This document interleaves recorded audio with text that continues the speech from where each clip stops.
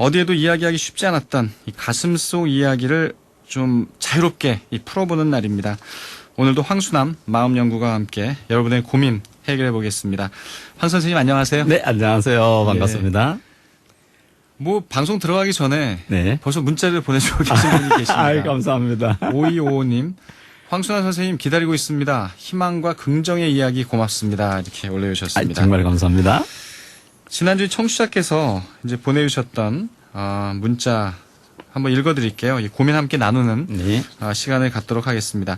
3664님이 보내준 이제 사연인데요. 코로나 여파로 저희 회사 구조 개편이 있었습니다. 그런데 이번에 새로 오신 팀장님이 하는 일마다 트집을 잡아 회사를 그만두고 싶을 때가 한두 번이 아닙니다. 그래서인지 후임도 알지도 못하면서 덩달아 나대기만 해서 중간에서 스트레스를 너무 많이 받고요. 어떤 마음을 가져야 회사에서 잘 다닐 수가 있을까요? 이런 사연을 보내주셨습니다. 특히 이제 경제가 좀 어렵고 할 때마다 이제 회사에서는 또 구조 개편 같은 걸 또 많이 하죠. 네. 그러면서 직원분들이 이제 심적으로 많이 이제 어려움을 갖고 있는데 이런 고민은 사실 누구나 느낄 수 있는 고민이 아닐까 생각이 듭니다. 그렇죠. 이거는 뭐 인간이 생긴 이래로부터 예. 인간의 존재할 때까지 지속될 것 같죠, 그죠? 예. 그 인간이란 말을 보면 그 사람 인자에 사이간자를 쓰거든요. 그렇죠. 사람과 사람 가의 사이의 거를 말하는 거니까 그 인간은 홀로 살 수 없는 존재이니까 이런 것은 항상 존재하게 되는 것이거든요. 그래서 이러한 문제는 인간이 존재하는 지속될 수밖에 없는 문제이기 때문에 계속 일어나거든요.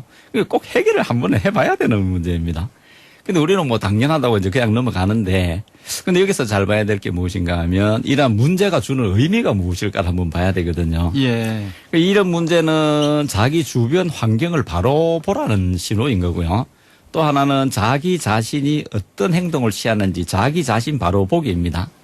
이제 그러기 위해서는 이제 먼저 한 3가지 정도가 해결이 돼야 되는데요. 첫째가 제일 중요한 게 뭔가 하면 자신을 힘들게 하는 환경이나 사람은 자신의 발목을 잡는 존재가 아니라 자신을 사랑하고 발전하기를 바라는 존재라는 거거든요. 네. 근데 우리 사실 이렇게 못 보거든요. 그 둘째는 또 무엇인가 하면 자신을 포함한 이름으로 해서 자신을 포함한 개인과 단체가 성장하는 거거든요. 다시 말해서 나쁜 것을 개선하고 좋아지는 과정이 분명하고요. 그다음에 이제 제일 중요한 건 뭔가 하면 이러한 환경을 보면서 내 마음이 어디 있는지를 알아차려야 되는 거거든요. 그렇지 않으면 이게 사실 중요한 거죠. 제일 중요하죠. 예. 그렇지 않으면 지금의 내 마음이 어디 있는지를 모르게 되는 거거든요. 내 마음이 바른지 그런지. 예. 그러니까 쉽게 이야기를 해보면 우리가 땅바닥에 검을 그으면 이렇게 머리를 숙여 쭉 검을 걷다 보면 검이 삐뚤어지는지 모르거든요. 근데 가끔 고개를 들어서 한 번씩 봐야 되거든요. 그래서 지금 거듭 제가 말씀드리지만 지금 나타난 환경은 자신의 마음을 보여주는 거울이다. 100% 자기 마음의 그림자라는 것을 알아야 된다는 겁니다. 네. 선생님도 이런 상황을 겪어보셨을 것 같은데요. 지금 그래? 말씀하시는 거 보니까. 예. 제가 방송하는 거 거의 다 제가 겪은 거. 그 경험을 많이 하셨어요, 지금까지. 그렇죠. 예. 제 삶이 브라이어티합니다. 근데 이제 제가 이제 대학 다닐 때요. 네. 이제 저희들이 연구실에 이제 많이 들어가잖아요. 근데 연구실에 선배 하나가 유독 저만 괴롭히는 거예요. 아니, 근데 선생님은 전공을 어떤 걸? 저는 조경을 전공했습니다. 조경학? 예. 그러셨군요. 그랬는데 그때 그러니까 제가 보니까 이게 못 견디겠는 거예요. 그래서 연구소를 옮기든지 확 패버리고 싶은 마음까지 생겼는데 근데 두들겨 패서 문제가 생기면 이 교수님께 혼나고요. 예. 심하면 이 감옥도 간 거거든요. 근데 그 사람이 나를 괴롭힌다고 내가 연구실을 옮긴다면 이것도 문제가 생기는 거거든요. 그래서 친구들한테 물어보니까 확 패버리고 군대로 도망을 가라더라고요. 옛날엔 또 사고 치고 군대 가시는 분들 그렇죠. 많았어요. 그렇죠. 예. 우리가 80년도니까. 그런데 제가 곰곰이 생각을 해봤습니다. 자, 그 사람이 나쁘다고 내가 홧김에 연구실을 옮기고 패버리면 누가 손해일까를 한번 생각해 봤어요. 그리고 제가 손해거든요. 자, 또 하나 더 생각을 해보니까 그 사람이 좋은 사람이라는 모르겠는데 나쁜 사람을 위해서 내가 왜 이렇게 희생을 해야 되지? 내가 내 삶이 이렇게 값어치가 없는가를 한번 생각해 봤거든요. 네. 또 하나 더 생각해 보니까 내가 그런다고 그 사람을 바꿀 수 있을까? 자기 부모도 못 바꿨거든요. 그런데 더 중요한 것을 제가 정말로 그때 그 마음에서 이렇게 하다 싶었던 게 무엇인가 하면 예. 그 선배는 교수님한테 인정을 받고 있거든요. 공부 잘했네. 그렇죠. 그 다른 사람들한테도 인정을 받고 하필 나한테만 그런 거예요. 자, 그렇다면 내가 생각을 잘못하는 걸까? 생각의 틀이 잘못된 게 아닐까라고 제가 생각을 하니까 제가 부끄러워지기를 시작을 하는 거예요. 정말 그 생각한테 좀 미안했거든요. 정말 네. 패버리려고 내가 술 한잔하고 불러냈었는데 예. 그때 까 후배들이 다 나온 바람에 못했었거든요. 예. 근데 그때 제가 정말 생각했던 게 뭔가 하면 지금은 학생이니까 괜찮은데 살아가다 보면 직장이나 사회에서 이런 일을 비일비재하게 만나거든요. 근데 이렇다고 내가 언제 도망을 갈 것인가 하는 생각이 저한테 항상 제 머릿속에 있는 거거든요. 예. 이렇게 제가 살아왔습니다. 이 대학생 때 네. 그런 생각 하셨다는 건 좀 남들과 네. 좀 달랐어요. 조금 뭐 그런 생각이 있었던가 봐요. 그래서 어떻게 이게 해결이 됐나요? 그때는 어려워서 그랬는지 이 생각이 여기까지만 미치고 뭐 해결 방법도 없이 그냥 유야 뭐야 넘어갔는데 이 생각이 제 삶을 전반을 지배하게 되더라고요. 예. 그래서 어떻게 살아갈까 하는 거거든요. 근데 제가 이제 생각했는 게 이런 저에 대한 도전이잖아요.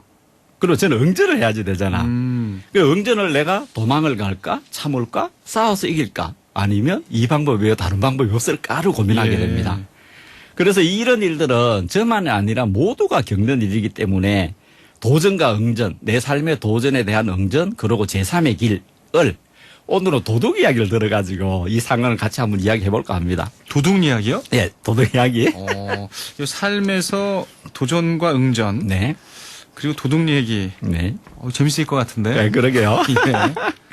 그 도둑이라는 직업은 우리가 모두가 싫어하는 거죠, 그죠? 그럼요. 그렇죠. 근데 도둑질을 직업으로 하는 사람들한테도 7가지를 배울 수가 있습니다. 그 첫째가 무엇인가 하면 그는 밤늦게까지 일을 해요. 그다음이 그는 자신이 목표한 일을 하룻밤에 끝나지 못하면 다음 밤에 또 도전을 합니다. 그리고 그는 함께 일하는 동료의 모든 행동을 자기 자신의 일처럼 느끼고요. 그는 적은 소득 이익에도 목숨을 겁니다. 그라고 하는 게 지금 도둑이죠. 도둑이야, 도둑. 그래서 도둑을 도둑이 받고 듣다 보면 있습니다. 그냥 힘든 직업인데 도둑이. 예. 그죠, 프로죠? 예. 도둑은 아주 값진 물건도 집착하지 않고 몇 푼의 돈과 바꿀 줄 안다. 도둑은 시련과 위기를 이겨낸다. 도둑한테는 아무것도 아니다. 이러한 것들은. 예. 그는 자신이 하는 일에 최선을 다하며 자기가 지금 무슨 일을 하는지 알고 있다. 이것이 이제 배울 건데 저는 이 안에 해결책이 다 있다고 생각을 합니다.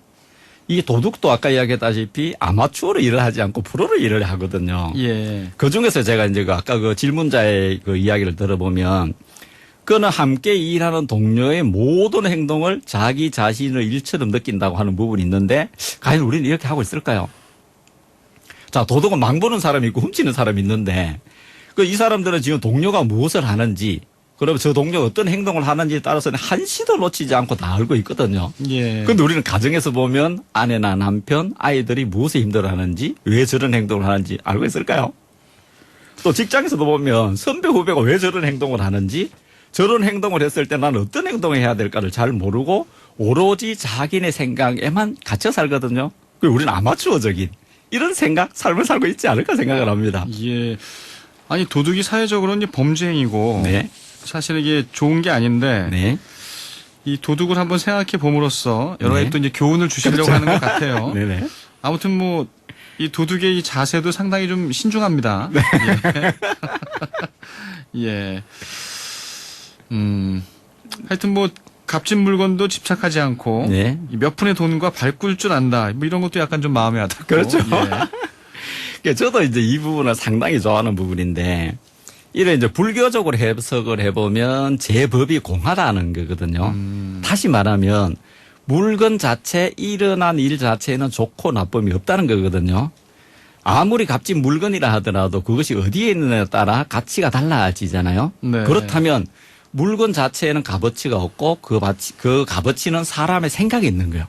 이게 정말 중요한 건데 그래서 제가 항상 이야기하죠. 제가 사람을 죽이면 그 악이지만 안 죽은 의사가 이토를 죽인 거는 선이 되는 거거든요. 다시 말하면 이것이 부처님의 가르침 중에 제법이 공하다. 색적 시공에 있는 거거든요. 여기서 네. 우리 삶의 답을 찾아야 되는데 자 볼게요. 나는 팀장을 싫어하지만 회사 사장은 일하는 팀장을 좋아하는 거거든요. 이것은 무엇인가 하면 팀장이라는 역할을 우리가 쏘은 거예요. 우리가 팀장은 이래야 한다는 생각, 마음틀, 내 생각의 전도 미망에 빠져버린 거거든요. 그래서 부처님께서 우리들한테 그 위대한 가르침인 팔정도에서 정견, 일어난 일을 바로 보라는 준엄한 가르침을 줄인 거거든요. 예. 그래서 일어난 일은 일어난 일일 뿐이지 좋고 나쁘다는 자신의 마음으로 만들어낸 것이니까 자신의 마음을 보고 마음을 바꾸라는 것이지 자기를 성장시키는 신호라는 겁니다. 이렇게 되는 거예요. 그러니까 일어난 일은 이제 스스로 이제 성질을 가지지 못하고 더 나아가서 자신의 마음을 바꾸라는 것을 알면 시련과 위기를 저절로 이겨낼 수 있다는 그렇죠. 얘기인데 말이 쉽지도 이렇게 쉽지가 않을 것 같아요. 예. 저도 평생 마음을 연구하지만 이게 정말 안 쉬운 부분입니다. 예. 근데 이제 우리가 잘 생각해 봐야 될 게 무엇인가 하면 평생 살아가면서 이런 뭐 정말로 많이 겪게 되거든요. 네. 그래서 이것을 계속 이렇게 살 것인가 아니면 단박에 해결할 것인가를 놓고 우리가 선택을 해야 되는 부분이거든요. 그런데 우리의 마음은 희한한 게 한 번 일어난 일이 똑같은 일은 절대로 일어나지 않습니다. 또 하나는 한 번 일어난 일을 해결해버리면 비슷한 일은 쉽게 해결해 줄 수가 있는 거거든요. 마음에서. 네. 그래서 보면 마지막에 보면 이런 게 있습니다. 그런 것은 그에게는 아무것도 아니다. 그는 자신이 하는 일에 최선을 다하며 자기가 지금 무슨 일을 하는지 안다라고 되어 있습니다. 그는 도둑이 도둑질 하는 걸 알거든요. 예. 근데 지금 우리가 무슨 일을 하는지 잘 모르는 거예요. 아무 생각 없이 화내고 소리 지르고 비웃고 또 후회하고 왜 나한테 일이 생겼을까? 또 하나는 아까도 이야기했지만 팀장님처럼 너 때문에 이런 이게 끊임없이 남 탓을 하는 거거든요. 자, 이것이 무엇인가 하면 지금 내가 화를 냈는지 남 탓하는지를 모른다는 거예요. 자, 더 나쁜 것은 인생이란 그런 거지. 또 적당히 그러면서 사회와 타협을 하게 되거든요. 나는 원래 그래 이렇게 가는 거거든요. 이렇다면 삶에서 자유로움을 잃어버립니다. 그래서 이제 우리가 수행을 해야 돼요. 그렇죠. 그렇죠. 매일 수행을 해야 되는데 수행은 쉬운 것이 있고 이제 어려운 것이 있습니다. 그런데 먼저 이제 어려운 것부터 먼저 어려운 것부터. 네, 어려운 것부터. 그래서 어려운 것부터 한번 해볼게요. 이거는 이제 우리 불교에서 누차 가르치는 그 가르침 중에 하나 있는데 예. 알아차림이라고 하는 거예요. 즉각 깨어 있음이라고 하는 건데 명상 수행에서 그 초보 단계에 보면 의식을 코끝에 모으고 숨이 들어신다 나간다는 알아차리는 게 있어요. 호흡관이라고 이야기를 하는데 이것을 생활로 확장을 시켜보면 밥 먹을 때 밥 먹는 것을 알아차려야 되고요. 말할 때는 말하는 것을 알아차려야 됩니다. 자, 그런데 우리는 뭐예요? 밥 먹을 때 밥만 먹어야 하는데 온갖 걱정 다 하죠. 온갖 잔소리 다 합니다. 밥 먹을 때 여러 생각이 많이 들어요. 그렇죠. 사실. 밥상머리에 앉아서 그때 왜 그런 일하고 나오거든요. 뭐 가방을 왜 지금 챙기니 숙제 왜 안 했니 이런 거 나오는 예. 거거든요. 그러면 또 하나가 더 있고 마음이 딴 데가 있기 시작을 하는 거예요. 자, 그럴 때 걷는 것을 알아차려야지 됩니다. 그 세계의 그 살아있는 생물이라고 추앙을 받는 틱낙한 스님은 뭐요? 걷기 수영을 하거든요. 오로지 걷는 것만 합니다. 그러면 그리고 또 하나 화가 나면 화가 난 데를 알아차려야지 돼. 그런데 예. 나는 화가 난 데를 알아차리지 못하고 계속 화만 내요. 그러다 보니까 화 속에서 내가 벗어나질 못하고 계속 문제가 해결이 안 되게 돼 있거든요. 예. 그래서 무엇인가 하면 우리가 1분만이라도 알아차기를 해야 되는데 이것이 잘 안 되는 경우가 많습니다. 그러니까 예전에 보면 이제 이런 게 있었어요. 이제 재미난 이야기를 한번 해볼 건데 저희 아버지 돌아가시고 어머니가 힘들어 하시니까 저희 이모님들이 어머니 모시고 어디 같이 여행을 가자 한 적이 있었어요. 예. 그래서 제가 이제 이모님들하고 제 차에 대해서 이제 강원도 쪽으로 여행을 갔습니다. 근데 차를 타니까, 언니는 뭐, 좋은 조카 줘서 좋다, 뭐, 자식이 여행도 데리고 다니고 이런 이야기를 해요. 그거 끝나자마자 무슨 이야기 하나 하면, 작년 가을에 김장 담을 때 김장이 짜왔다, 싱거웠다, 며느리가 왔느니 안 왔느니 계속 그 이야기만 하는 거예요. 차 타고 가면서 뭐, 그 집 사이가 좋느니 안 좋느니 계속 그 이야기만 해요. 저는 여행 갔을 때 관광지 구경 하나도 안 했는 것 같아요. 근데 돌아와서 보면, 뭐, 아이고, 야야, 뭐, 여행 구경 잘했다 했는데, 더 중요한 것은 다음에 저희 아버지 제사 때 이모들이 다 모였겠죠. 예. 그때 무슨 이야기 하나 하면 야야 그때 여행 가서 여행 구경 정말 잘했다 하거든요.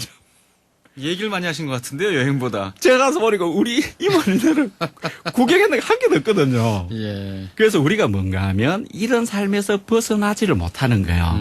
그래서 제일 중요한 건 뭔가 하면 지금 내가 무엇을 하는지 알아차리는 순간에 깨어 있음이 돼야 되는데 네. 우리가 이것을 못하게 되거든요. 그러면 세상 일들이 정말 조화롭게 잘 풀리기를 시작을 합니다. 이것이 이제 어려운 방법입니다. 그래서 사실 이제 명상 수행이 이제 필요하다고 얘기를 많이 하시는 예, 거잖아요. 예. 근데 이게 또 쉽지가 않습니다. 아쉽습니다. 쉬운 방법 좀 알려주세요. 자, 그러면 이제 명상을 이제 한번 봐야 되는데요. 예. 명상을 보면 되게 세 가지가 있어요. 연불이나 참불가 또는 만트라를 외우는 송행이 있고요. 생각의 움직임을 바라보는 관행이 있습니다. 네. 그다음에 몸으로 보시를 베푸는 애행이 있거든요. 이 모든 것들은 무엇인가 하면 생각을 끊고 있는 그대로의 완전한 실상을 보라는 얘기거든요. 내가 부처라는 걸 알아차리라는 것인데. 네. 근데 여기서 정말 중요한 게 있어요. 이러한 명상 수행을 해서 부처가 될까요? 이미 부처일까요? 이미 붙여죠. 그렇죠. 예. 자, 이 스튜디오가 있는데 예. 이 스튜디오에 보면 책상도 있고 마이크도 있고 뭐 다 있습니다. 이것을 드러내야지 스튜디오가 나타나는 것이 아니라 스튜디오는 이미 존재해 있었거든요. 그리고 우리 이미 부처라는 얘기인 거예요. 여기서 정말 중요한 단서가 되는 거예요. 이미 완전하고 조화로운 내가 부처이고 불국타가 이미 있다는 거예요. 네. 부처는 무한지혜, 무한사랑, 무한조화, 무한생명 공급이니까 문제가 될 것이 하나도 없다는 거예요. 그래서 지금 문제가 나타나는 거는 뭐예요? 자괴작용이고 욕심, 분별심이 떨어져 나가는 거예요. 자, 그렇다면 이것은 무엇인가 하면 우리가 문제가 없는데 문제를 만들어 놓고 그 문제를 해결하려는 거거든요. 그렇죠. 이것이 대한대사가 원효대사께서 하신 말씀인 거예요. 이복의 원효, 여기 중생을 놔두고 어디 가서 또다시 중생을 구한단 말인가라는 일가를 하신 거거든요. 그게 우리가 여기서 알아차려야 되는 거예요. 원효 스님도 중국 유학 가시려고 다 안 간 거 하잖아요. 그렇죠. 이제. 예. 그 이후에 나중에 대한대사를 큰 스승을 만나서 이런 말을 듣습니다. 중생 구제 활동 들어갔을 때 나는 중생을 구제해야지 했는데 예. 중생은 따로 있는 것이 아니라 네 마음에서 중생을 만들고 그것을 없애려고 하는 너가 중생이라고 대한대사가 일가를 하십니다. 그것이 이제 저희들한테 가르치는 큰 그거거든요. 예. 그래서 문제는 없는 거예요. 그렇다면 부처님이 부처에서는 부처 세상에 문제가 없으니까 딱 정말 쉽습니다. 에라 모르겠다 하고 발랄하게 뒤집어지는 거예요. 그냥 맡겨버리고 예. 애써서 하려고 하는 것이 아니라 이거 모르겠다 잘 되겠지 이미 잘 되어 있다라고 인정을 하면 저절로 해결이 되는 겁니다. 그러니까 이 모든 것이 스스로가 이미 자신이 부처다. 네. 이렇게 믿고 행동하는 게 고민의 해결이라 이런 얘기네요. 그렇죠. 살면서 우리가 고민 해결할 건 한 4%도 안 됩니다. 예. 그것마저도 그냥 저절로 놔두면 저절로 해결되는 거거든요. 아, 저도 보니까 이 고민이요. 시간이 지나면 해결되더라고요. 그렇죠. 시간이 예. 지나면 해결되고. 시간 얘기를 주는 게 많고요. 네. 저는 화가 날 때 항상 네. 이 스님이 주신 네. 108염주를 제가 돌립니다. 정말 예, 자리에서 한 108번 돌리면요. 이 번뇌가 좀 사라지고. 네. 예. 그것도 보면 저도 제 차에 하나 있고 제 서재도 하나 있고 다 있거든요. 예. 그건 역시 무엇인가 하면 시간의 전탁에서 내가 생각을 끊어버리는 거거든요. 그래서 이제 모든 것들이 생각을 끊어버리는 것이 제일 중요합니다. 그래서 이미 나한테 다 있다. 그래서 우리 불교의 큰 스승님께서는 주인공, 너가 주인공이다 이야기하는 거예요. 내 안에 이제 주인공이 있는 거거든요. 그래서 이제 보면 이제 예, 제가 이제 마지막으로 말씀을 드리겠습니다. 부처님께서는 우리들에게 생로병사가 없다라고 이야기했어요. 모든 고민이 없다라고 이야기했습니다.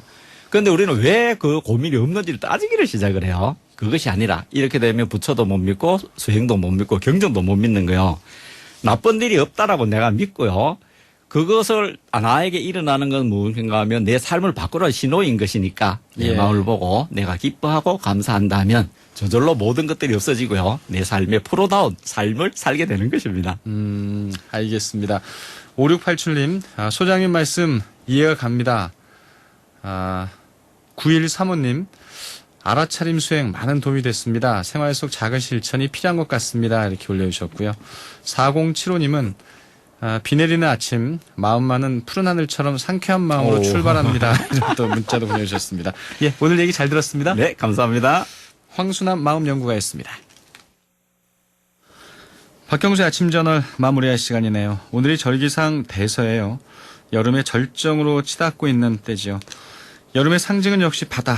바다는 또 젊음을 상징하는데요. 코로나19 걱정 없이 마음껏 바다를 즐길 수 있었던 시절 그립네요. 징검다리의 여름. 지난 1978년 해병가요제 최우수 곡인데요. 오늘의 클로징 곡입니다. 박경수였습니다. 전 내일 아침 7시 20분 다시 돌아옵니다. 고맙습니다.